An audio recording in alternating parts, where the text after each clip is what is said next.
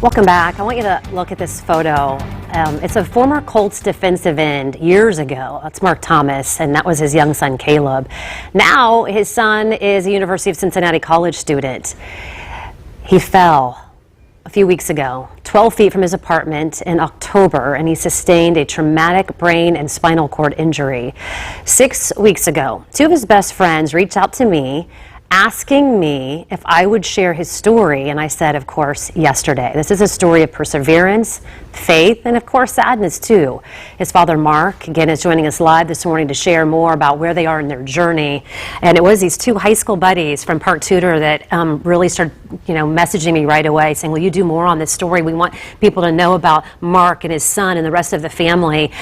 First, how do you talk about what happened? This is so new. Sure. What happened and where are you guys at today? Yeah, well, I wish we knew exactly what had happened. He doesn't really remember the accident. Yeah. So he had a fall from his balcony about 15 feet high onto a parking lot and sustained a brain injury and a spinal cord injury.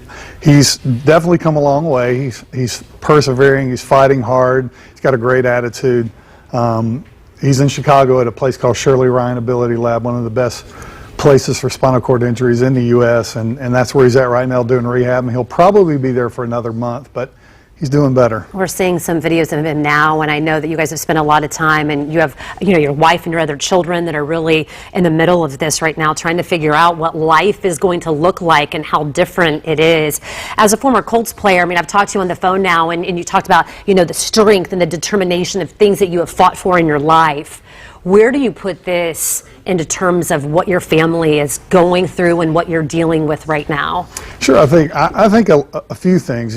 I've been, after my Colts time and football time, I was a pastor, so faith is a big part of our family, and you're not immune to difficult situations and difficult times, and as a family we've had a few years of big difficulty. My wife lost her best friend. We just lost, my wife lost her father literally a few hours ago to cancer. So my daughter the other day looked at me and said, Dad, why is all this happening right now? And it led to a great discussion of what does faith mean?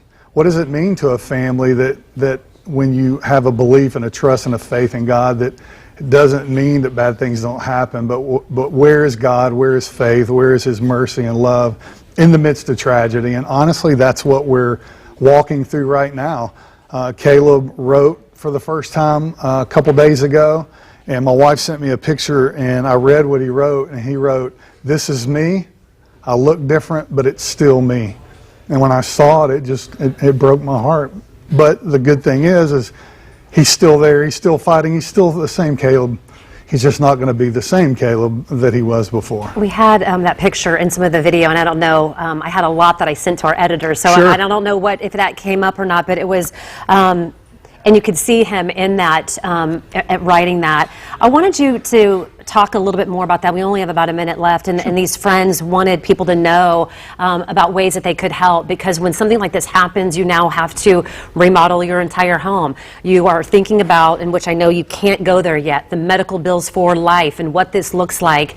How do you even put into perspective the thankfulness that you have so far for those that have reached out and tried to help you all?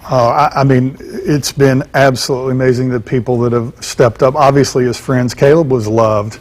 He has the full personality, very well loved by the parents, by the friends, and like you said, those guys have surrounded him from the very beginning. They came to Cincinnati, all of them, when we were staying in a hotel for a month. We've had people provide meals. We've had a family friend who has literally been with us since the day this has happened. She stayed in her home. She was with us every single day in Cincinnati. She's been with my wife in Chicago the entire time she's been there. She stayed in her home when we had that brief time here when he was at St. Vincent to get off the vent. We've had meals provided. I've had people help take my other 3 kids to school and pick them up, and basketball and meals, and the support has been absolutely amazing. I have begun to think a little bit about the future, because we live in a historic home, and Caleb is going to need a first floor place to live, so we're having to do a few adjustments to our house. We got to build a bathroom that wasn't there, and transportation, all this thing. So I haven't had much time to think about that, but it is a reality. It's a difficult situation, and it's something Caleb's going to have to deal with for the rest of his life. It's going to impact the family. But we'll get through it. And the people that have surrounded us and supported us have been fantastic.